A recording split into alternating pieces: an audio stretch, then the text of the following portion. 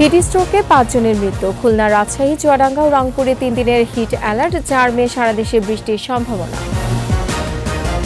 তাপদাহে হুমকির মুখে চা বাগান, কর্মহীন হাজারো শ্রমিক, উৎপাদন ব্যাহত হওয়ার শঙ্কা।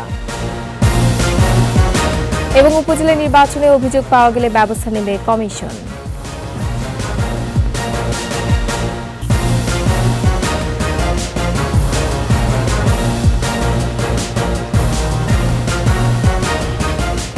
শুনছিলেন ফার্স্ট সিকিউরিটি ইসলামী ব্যাংক পিএলসি সংবাদ শিরোনাম। আমন্ত্রণ 21-এর দেশের সংবাদে, সাথে আছে আমি রোমানা আমিন। 21 টেলিভিশনের সংবাদ একই সাথে সরাসরি দেখতে পাবেন আমাদের ফেসবুক পেজ www.facebook.com/124 অনলাইনে।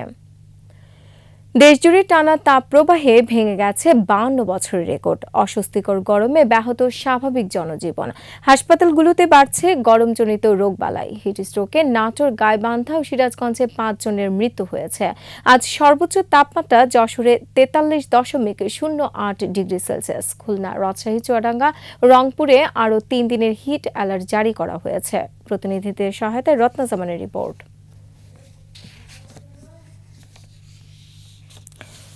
দর্শক, প্রতিবেদনটির জন্য আমরা অপেক্ষা করছি।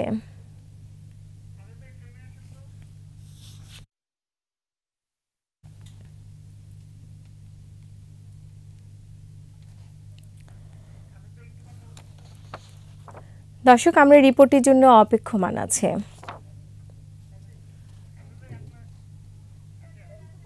সূর্যের প্রখর তাপে গাইবান্ধায় বিপর্যস্ত সাধারণ মানুষ।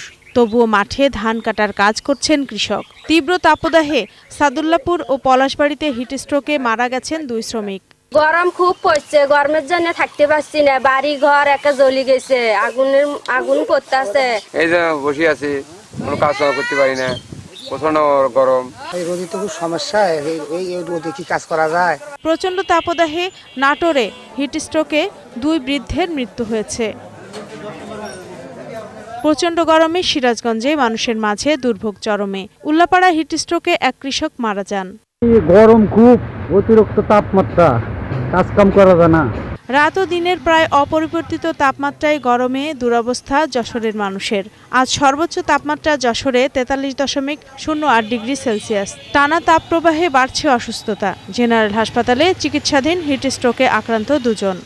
আর যত বেলা যায় ততই গরম বাড়ছে, গরম পড়তে যাচ্ছে, গাড়ি চালানো যাচ্ছে না। চুয়াডাঙ্গায় আজ সর্বোচ্চ তাপমাত্রা 43.07 ডিগ্রি সেলসিয়াস। তীব্র তাপদাহে জেলার জীবনযাত্রা অচল হয়ে পড়েছে। হাসপাতালে বাড়ছে রোগীর সংখ্যা।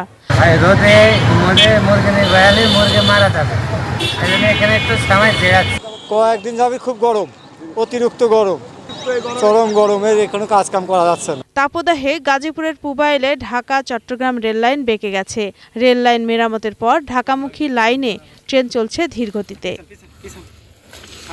হিলিতে হাসপাতালে রোগীদের ভিড়ে চিকিৎসা দিতে হিমশিম খাচ্ছেন কর্তৃপক্ষ। বন্ধ রয়েছে সব প্রাথমিক ও মাধ্যমিক স্কুল। মেহেরপুরে জরুরি প্রয়োজন ছাড়া বাড়ির বাইরে বের হচ্ছেন না অনেকেই। বিপাকে রয়েছেন শ্রমিক, দিনমজুর ও নিম্ন আয়ের মানুষ। রত্না জামান, 21 টেলিভিশন। দর্শক, এই মুহূর্তে যশোরে আছেন প্রতিনিধি শিকদার খালিদ। আমরা সরাসরি চলে যাচ্ছি তার কাছে। খালিদ, গরমে যশোরের জনজীবনের কি অবস্থা আমাদের জানান। ধন্যবাদ। যশোরের জনজীবন পুরোপুরি বিপর্যস্ত, নাকাল অবস্থা।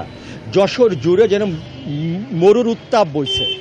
যে আপনি জানেন যে যশোরে আজ সারা দেশের মধ্যে সর্বোচ্চ তাপমাত্রা, যশোরে এত তাপমাত্রা এর আগে কিন্তু যশোরে কখনো আসেনি। যে যশোরের যে সর্বোচ্চ তাপমাত্রা বা গরমের সর্বোচ্চ তাপমাত্রা এর আগে দেখা গিয়েছিল 2009 সালে, সেটা ছিল যে এই তাপমাত্রা থেকে কম 42.3 ডিগ্রি সেলসিয়াস। তো এই সর্বোচ্চ তাপমাত্রাটার সাথে এটা হচ্ছে যে প্রায় গত 1 মাস ধরে যে তাপমাত্রাটা বয়ে চলছে এবং অব্যাহত আছে, সেই তাপমাত্রার ধারাবাহিকতায় আজকের এই সর্বোচ্চ তাপমাত্রা কি। এবং যে মানুষের যে জনজীবনের যে নাকাল অবস্থা যে আপনারা জানেন যে গতকাল ছিল যশোরের তাপমাত্রা 42.8 ডিগ্রি সেলসিয়াস। এবং সারা দিনের যে মানে ব্যাপক তাপমাত্রার সাথে যে রাতের তাপমাত্রাও ছিল অপরিবর্তিত। সারা রাতেও মানুষকে ভ্যাপসা গরমে একটি অস্বস্তিকর অবস্থা কাটিয়ে যখন আজকে সকালটা শুরু হয়েছে, সেই সকালটাতেও তীব্র গরম মানুষ অনুভব করতে করতে দুপুরের পর এসে জানা গেল যে সর্বোচ্চ তাপমাত্রার কথা। তো এই তাপমাত্রার ফলে মানুষের জনজীবন যেমন বিপর্যস্ত হয়ে পড়েছে, মানুষের অর্থনৈতিক জীবনেরই হলো যে বিপর্যস্ত অবস্থা। জনজীবনের মধ্যে হাসপাতালে রোগীর সংখ্যা যে প্রতিদিনই বাড়ছে। আজকে যশোর 250 শয্যার জেনারেল হাসপাতালে রোগীর সংখ্যা ছিল 601 জন। তো এই রোগীর মধ্যে বেশি রোগী হচ্ছে শিশু। এই গরমে ডাক্তাররা বলছেন যে এই গরমে সবচেয়ে বেশি রোগে আক্রান্ত হচ্ছেন শিশুরা। এর মধ্যে সংক্রামক ওয়ার্ডে আছে আরও বেশি রোগী।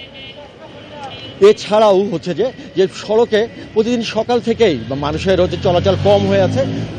বিদ্যালয়গুলো বন্ধ ছিল, মাঝে একদিন ছিল খোলা, এরপরে আবার আজ থেকে যেহেতু শিক্ষা প্রতিষ্ঠানগুলো বন্ধ, শুধুমাত্র দাপ্তরিক কাজ ছাড়া ঘরের বাইরে আসছেন না কেউ। যারাও বাইরে আসছেন তারা সুযোগ পেলেই কোনো গাছের ছায়ায় বা কোনো ছায়াতল স্থানে যে আশ্রয় দিচ্ছেন। তো এই বিপর্যস্ত জীবনের সাথে সাথে যে অর্থনৈতিক যে বিপর্যয়ের কথা বলছিলাম, যে মানুষের যে চাষাবাদের সাথে যে মানুষের সবজি চাষের উপরে প্রভাব পড়েছে, যে আবাদ কমে গেছে, গাছগুলো মারা যাচ্ছে। যশোরে যে মাছ চাষের একটি অন্যতম স্থান, পোনা উৎপাদনের স্থান, সেই পোনা উৎপাদনও যে কমে গেছে। অর্থনৈতিক চরম বিপর্যয়ের কথা বলছেন এই মাছ চাষি এবং সবজি চাষিরা। এখানেই থেমে নেই জনজীবনের বিপর্যয়ের অবস্থা। প্রতিদিন যে মানুষজন যে মানে রাস্তাঘাটে বেরোতে পারছেন না এত তীব্র তাপে। তো এই ছিল আমার কাছে যশোরের আজকের তাপপ্রবাহ নিয়ে সর্বশেষ খবর। খালিদ, আপনাকে ধন্যবাদ। দর্শক, যশোর থেকে তাপপ্রবাহের খবরাখবর জানাচ্ছিলেন সহকর্মী খালিদ। চলে যাচ্ছে অন্যান্য প্রসঙ্গে। বৃষ্টি না হয় তীব্র রোদে বিবর্ণ হয়ে গেছে সিলেটের চট্টগ্রাম ও পঞ্চগড়ের চা বাগান। দেখা দিয়েছে নানা রকম রোগবালায়। কর্মহীন কয়েক হাজার শ্রমিক। উৎপাদনের লক্ষ্যমাত্রা পূরণ না হয় শঙ্কায় সংশ্লিষ্টরা। প্রতিনিধিদের তথ্য ও ছবিতে মাসুম আলিসার প্রতিবেদন। সিলেটে রয়েছে 22টি চা বাগান। এসব বাগানে ইতোমধ্যেই নষ্ট হয়ে গেছে অর্ধেক কুড়ি। এমন পরিস্থিতিতে উৎপাদন লক্ষ্যমাত্রা অর্জন সম্ভব নয় বলে জানিয়েছে বাগান কর্তৃপক্ষ। চা বাগানের সহনীয় হইল 33 থেকে 34 ডিগ্রি টেম্পারেচার, কিন্তু এর উপরে উঠে গেলে তো টেম্পারেচার হাই টেম্পারেচার হয়ে গেল। তাতে ছায়ের যে কুড়ি আসে, আমরা বলি সেই কুড়ি বা এটার গ্রোথ কমে যায়। যে কুড়ি 3 ইঞ্চি হইতো আসলে 6 থেকে 7 দিনে, এটা দেখা যাবে 1 ইঞ্চিও হচ্ছে না 6 থেকে 7 দিনে। এদিকে চরম বিপাকে পড়েছেন শ্রমিকরা। অতিরিক্ত তাপমাত্রার কারণে নির্ধারিত সময় পর্যন্ত কাজ করতে পারছেন না তারা। এই মশাটা খুব গুরুত্ব, এটা যদি চা গাছকে খায় তো এইটা মানে আর পাতি হবে না। চা গাছ যে নষ্ট হয়ে যায়, রোদে মানুষ কাজ করতে পারে না, মহিলারা মাথা ঘুরায় গিরে যায়। টানা 3 সপ্তাহের তাপদাহে প্রভাব পড়েছে চট্টগ্রাম ও আশপাশের চা বাগানগুলোতে। দেখা মিলছে না নতুন কুড়ির। চলতি মৌসুমে আশঙ্কাজনক হারে কমে যেতে পারে উৎপাদন। চট্টগ্রাম অঞ্চলের 23টি বাগানের একই অবস্থা। অতিরিক্ত খরার কারণে এবং মাকড়সার আক্রমণে গাছের পাতাগুলো সব মরে যাচ্ছে।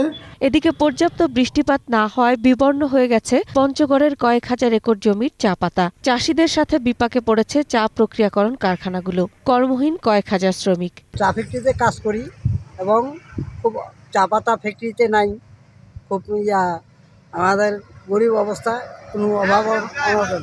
প্রচন্ড রোদ গরম, এই জন্য আমরা আর কি ভালোভাবে শান্তিমতো কাজ করতে পারছি। চা প্রক্রিয়াকরণ কারখানা কর্তৃপক্ষ বলছে ভরা মৌসুমে প্রয়োজনীয় কাঁচা পাতা না পাওয়ায় কার্যক্রম চালু করতে পারছেন না তারা। প্রচন্ড খরার জন্য ব্যাপকভাবে রোগ বালাই আক্রমণ করছে, আমাদের একেবারে প্রোডাকশন জিরো হয়ে গেছে। পঞ্চগড় আঞ্চলিক চা বোর্ড জানায় চলতি মৌসুমে জেলায় 12,185 একর জমিতে চা চাষ হয়েছে। এসব বাগান থেকে প্রায় 9 কোটি কেজি কাঁচা পাতা প্রক্রিয়াকরণ করে 2 কোটি কেজি উন্নত মানের চা উৎপাদনের লক্ষ্যমাত্রা ধরা হয়েছে। মাসুম আলিসা, 21 টেলিভিশন। স্বাস্থ্যসেবা কখনো রাজনৈতিক বিষয় হতে পারে না উল্লেখ করে বিএনপি সরকার কমিউনিটি ক্লিনিক বন্ধ করে দিয়েছিল বলে মন্তব্য করেছেন রাষ্ট্রপতি মোহাম্মদ শাহাবুদ্দিন। রাজধানীর ওসমানী স্মৃতি মিলনায়তনে স্বাস্থ্য ও পরিবার কল্যাণ মন্ত্রণালয় আয়োজিত 24তম কমিউনিটি ক্লিনিক প্রতিষ্ঠা বার্ষিকী দিবসের অনুষ্ঠানে তিনি এই মন্তব্য করেন। আক্ষেপ করে বলেন, যে দেশে প্রতিহিংসার রাজনীতি থাকে সে দেশে গণতন্ত্র বিকশিত হতে পারে না। পরশ্রী কাতরতার কারণে আওয়ামী লীগ সরকারে গড়ে তোলা কমিউনিটি ক্লিনিক বিএনপি বন্ধ করে দিয়েছিল বলেও অভিযোগ করেন রাষ্ট্রপতি।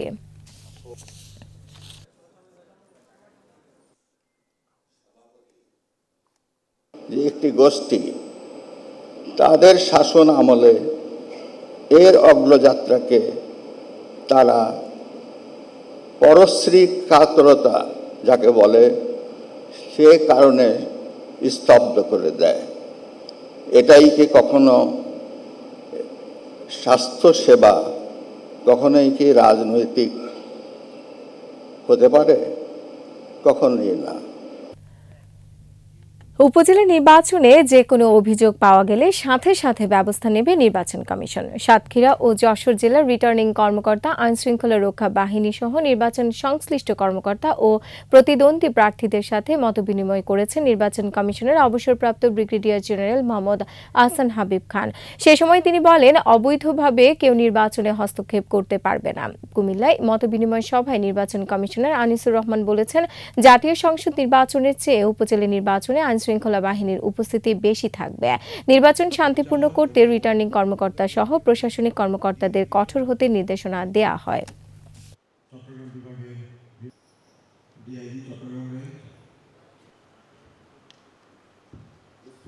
যিনি যত প্রভাবশালী হোক না কেন, তাকে তো ভোটারের মাধ্যমে ভোট নিতে হবে। হয়তো ভোটারকে আসতে না দেওয়ার জন্য প্রভাব সৃষ্টি করতে হবে, সেটাও যাতে না হয় সেই জন্য নির্দেশনা আছে যে আমরা জানলে সেখানে তাৎক্ষণিক মোবাইল কোর্ট তারা গিয়ে ব্যবস্থা নেবে, এবং আর সর্বোপরি তো ভোট বাতিল করে দেওয়ার ক্ষমতা আছেই আমাদের। সংবাদ এই পর্যায়ে নিচ্ছি বিরতি। যখন ফিরছি তখন অন্যান্য খবরের সঙ্গে আরো থাকবে। 2 মাস পর আজ ইলিশ ধরতে নামছেন জেলেরা, পল্লীগুলোতে উৎসবের আমেজ। আমন্ত্রণ 21 দেশের সংবাদে। রাজবাড়ী সদর, পাংশা ও বালিয়াকান্দিতে পৃথক সড়ক দুর্ঘটনায় 3 জন নিহত হয়েছে। ভোরে রাজবাড়ী কুষ্টিয়া আঞ্চলিক মহাসড়কের পাংশা লস্কর পাড়ায় বাস চাপায় বাইসাইকেল আরোহী হাসান আলী মণ্ডল নিহত হন। সকালে রাজবাড়ী সদর উপজেলার মজলিশপুর আখ সেন্টারের সামনে ট্রাক ও কাভার্ড ভ্যানের সংঘর্ষে 1 জন নিহত হয়েছেন।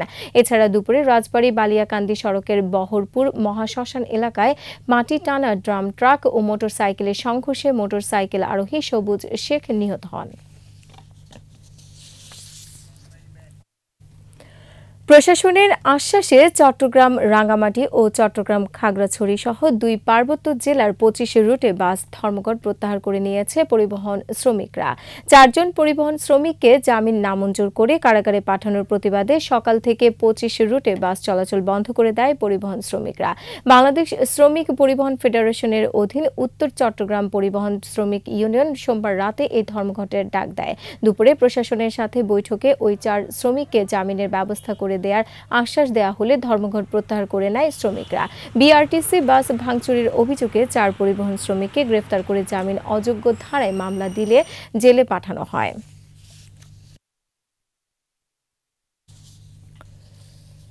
দুই মাসের নিষেধাজ্ঞা শেষে মধ্যরাত থেকে নদীতে মাছ ধরতে নামছেন পদ্মা মেঘনাপাড়ের জেলেরা। পল্লীগুলোতে উৎসবের আমেজ। কর্তৃপক্ষ বলছে, ঝাটকা সংরক্ষণ অভিযান সফল হওয়ায় ইলিশের উৎপাদন আরও বাড়বে। প্রতিনিধিদের সহায়তায় রত্না জামানের রিপোর্ট। 2 মাস নিষেধাজ্ঞা শেষে 1 মে রাত 12টার পর থেকে নদীতে মাছ ধরতে পারবে জেলেরা। মৎস্যজীবীদের মাঝে ফিরে এসেছে প্রাণ চাঞ্চল্য। জাতীয় মাছ ইলিশ উৎপাদন বৃদ্ধির লক্ষ্যে প্রতি বছর জাটকা ইলিশ রক্ষায় মার্চ এপ্রিল 2 মাস নদীতে সকল প্রকার মাছ ধরায় নিষেধাজ্ঞা দেয়া হয়। এ সময় কর্মহীন হয়ে পড়ে চাঁদপুরের বিভিন্ন এলাকার জেলেরা। নিষেধাজ্ঞা চলার সময় জেলেদের খাদ্য সহায়তা দেয়া হয়েছে বলে জানিয়েছে মৎস্য বিভাগ।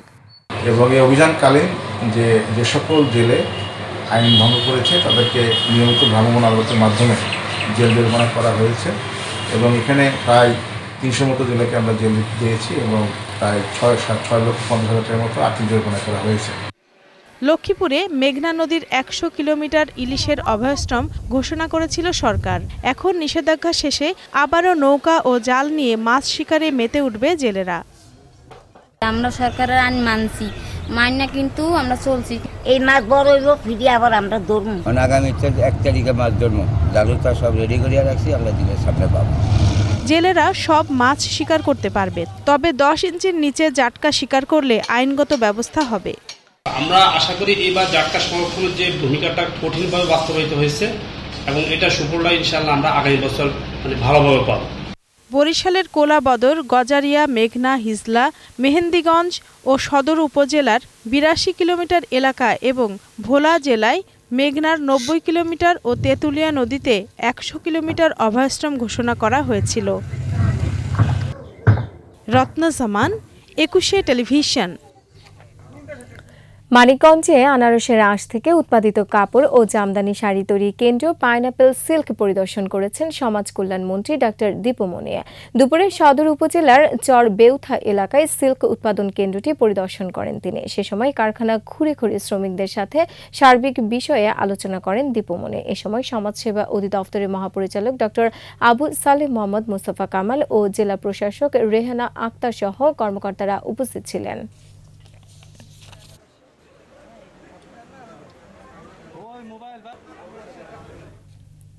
এবারে চট্টগ্রামের খবর।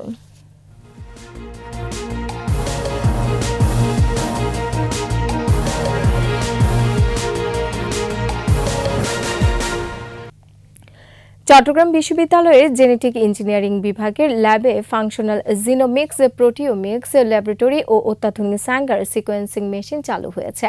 বাংলাদেশে জলবায়ু পরিবর্তনের কারণে সৃষ্ট রূঢ় পরিবেশে চাষযোগ্য নতুন ধরনের জাত উৎপাদনের জন্য একটি প্রকল্পের আওতায় স্যাঙ্গার সিকোয়েন্সিং মেশিনটি বিশ্ববিদ্যালয়ের জেনেটিক বিভাগে সংযুক্ত করা হয়।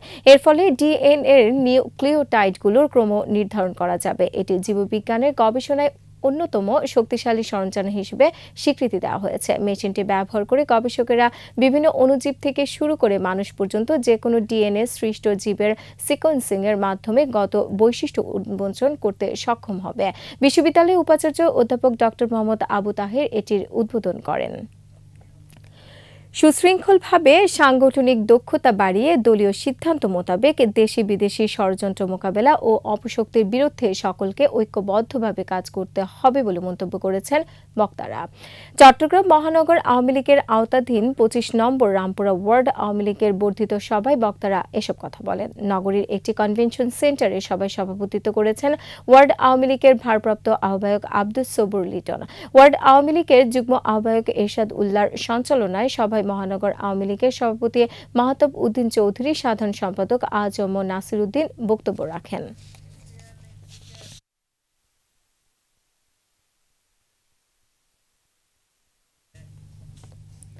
আর এরই সাথে শেষ করছি ২১ দেশের সংবাদ। যাবার আগে ফার্স্ট সিকিউরিটি ইসলামী ব্যাংক পিএলসি সংবাদ শিরোনামগুলো আরও একবার।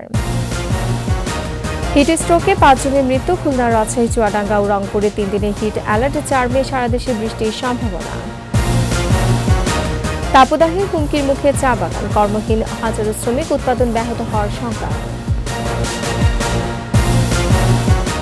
এবং উপজেলা নির্বাচনে অভিযোগ পাওয়া গেলে ব্যবস্থা নেবে কমিশন।